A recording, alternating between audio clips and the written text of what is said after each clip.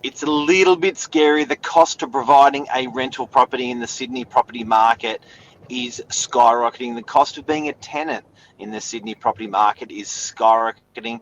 We're going to pip them up and look at that difference between the two in Sydney. Stay tuned.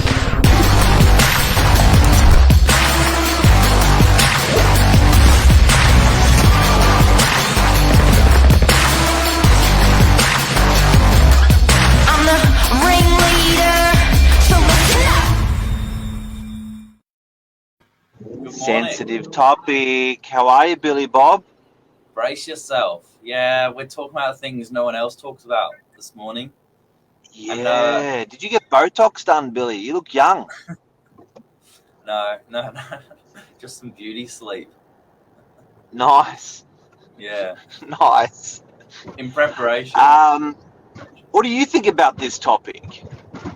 Well, I don't think anyone's a clear winner to start off with, but I'm going to take the tenant side here and be a bit of an advocate this morning for the rise in rents. It's been tricky, and Mark's certainly got some numbers for us this morning on the landlord side of things, which, again, hasn't been easy. However, there's a supply-demand issue here that if we're not all working together, I think we're going to see some more problems come to market. So we're just going to talk through the numbers this morning and I think, work a solution out. There you go. What's Luke saying? You feel for me as a tenant. I feel for you, Luke. Yep. I do feel for you. Feel for you.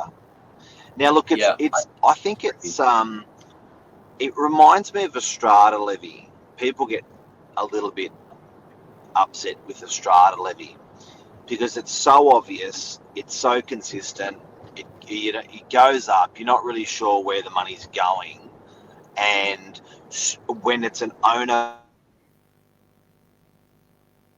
or an owner buying a unit, they're always like, I'm not going to buy units because of strata. Rent's a little bit like that. It's one number, and it's a very clear number, and when it goes up, it's very clear, it hurts, it flashes in your face every week.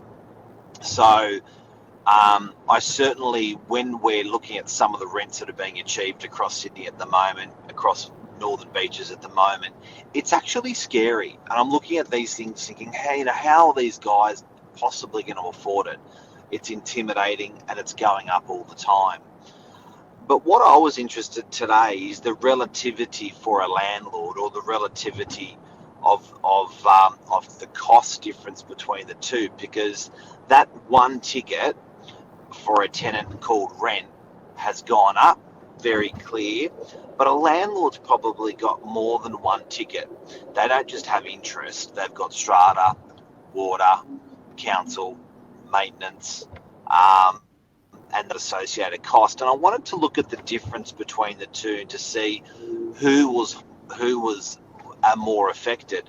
But on the outset, I do have to say, being such a sensitive topic, before we get into this, I do have to agree with you, Billy.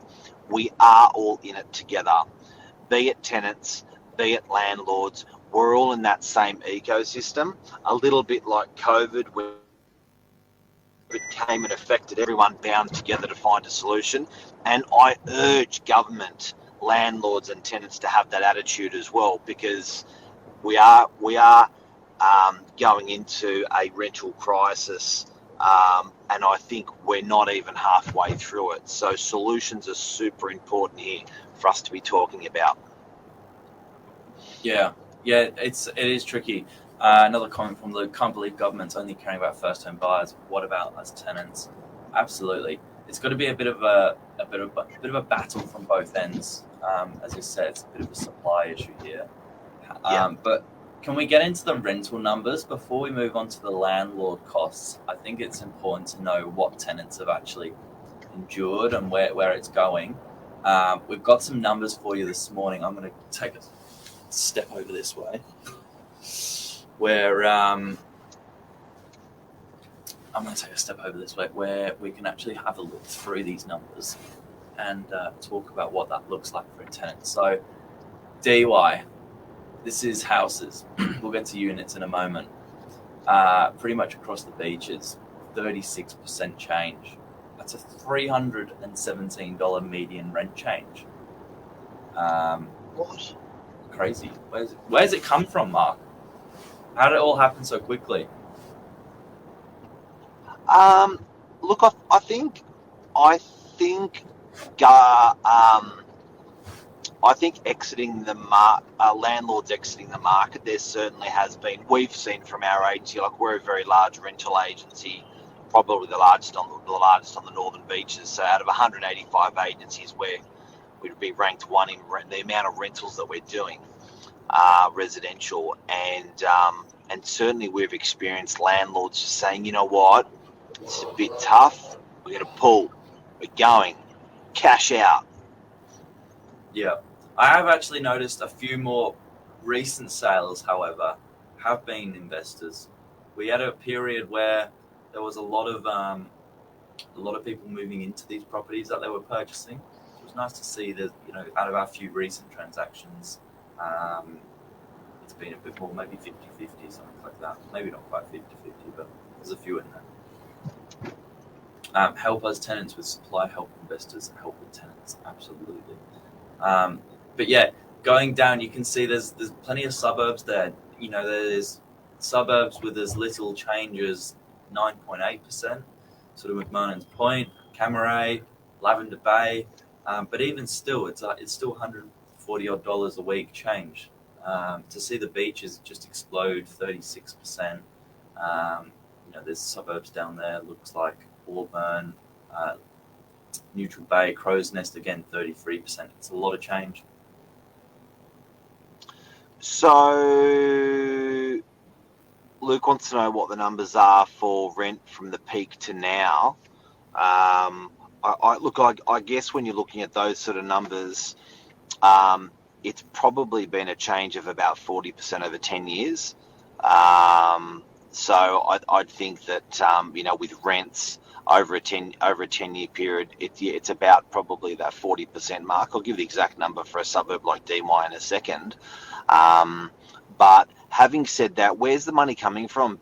Like, where are the money? When someone has rent go up in one foul swoop in 1 year, $186. Where does that rent come from? Yeah, well, two places. One, look at the portion of income to rent, and the same for a landlord when those bills go up. The portion of rent mortgaged to income. Again, I think that's absorbed a little bit of this as a buffer, and there definitely does seem to be people on the move making moves. Sometimes it's a matter of suburbs or another side of Sydney, and sometimes it's out of Sydney. What we are finding, though, is not a huge amount of people, if they're secured in a nice place and they're happy, they're calling it home. They don't want to move just for the sake of going down the road, because there's no sort of certainty as to what will happen. There's not a huge amount of supply on the market either. So what our rental team are finding, there's not a huge amount actually coming up for lease. I'll show you when that screen widens out. I'll show you what a suburb like DY is doing. Bear in mind, a suburb like DY with units is renting more properties than Sydney CBD. So it's quite a good metric to use for Sydney. Look at that.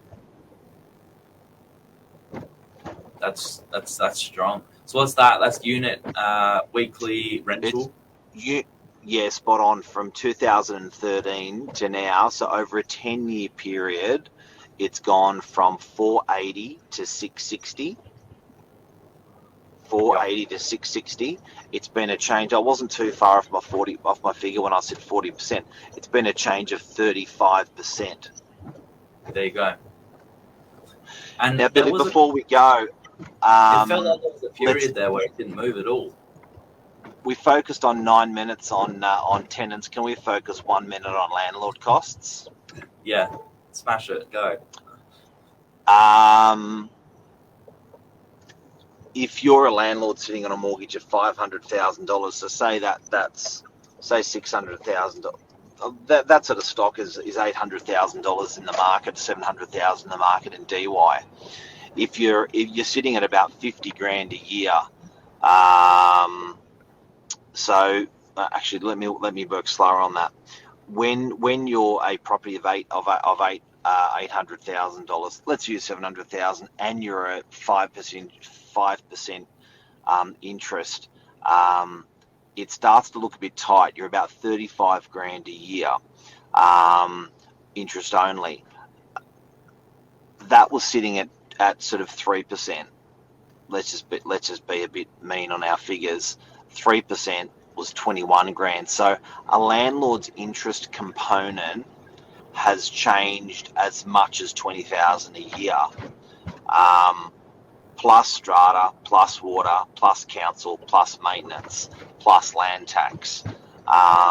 So if you look at the net of a landlord, what the last year has done to a landlord's costs, and if you look at the net of a tenant, and we're using DY as a metric, landlords are more adversely affected than tenants, which is a concern for landlords. If it gets to an environment where it's for landlords to provide that rental property, it's simply too expensive, then they'll actually not continue with providing that rental property any longer, i.e. they sell it.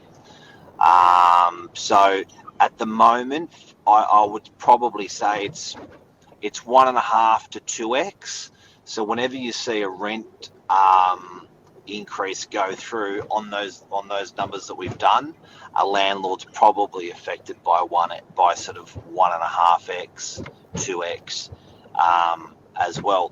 The hard thing is, to reduce it to a singular figure can't be done in one's head. In a rent, you can do it. You can say, God, it's gone from 650 to 750. That's $100. But for a landlord cost to do it, you've actually got to start adding a whole bunch of stuff up. Dividing it by this, doing it by that, minusing off the rent, to plus, minus this, that, and then you come to that figure. But I think there's no winner here. It's a bit of a shitstorm.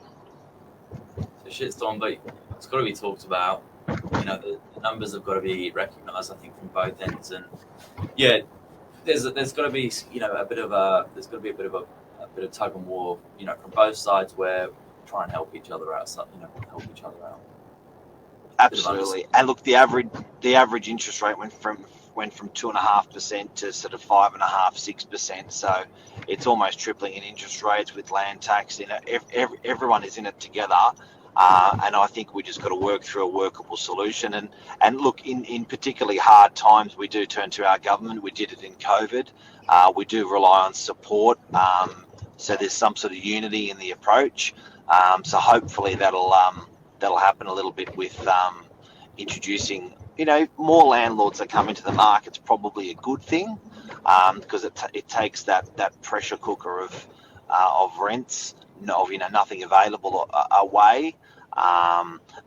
Everyone's saying building, but to do that sort of approach is a 3 or 4 or 5 year approach. So it's a hard one. What are your numbers in the rent peak to now? Sorry, we've been through that one. Yep. Number of properties for rent. That's an interesting one.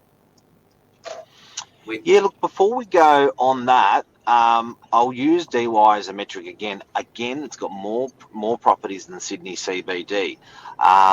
It's sitting at 9,600 unit blocks. There's 17 properties for lease yesterday on realestate.com.au. 17 out of 9,600. Out of the 17 that I looked at, I saw 5 of them had deposits taken.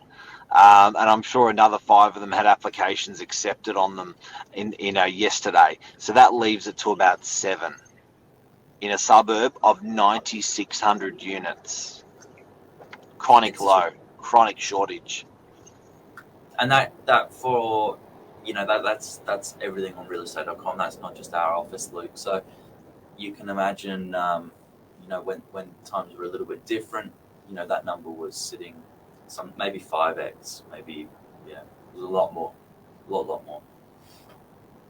Big time. Billy Bob, thank you very much, and everyone. I hope you enjoyed the breakdown of a landlord cost and a tenant cost in this rising market. See you, Mark. Have a good day. Don't know if enjoy is the word, but I certainly find it really interesting. Interesting. Thanks, Billy Bob. Cheers.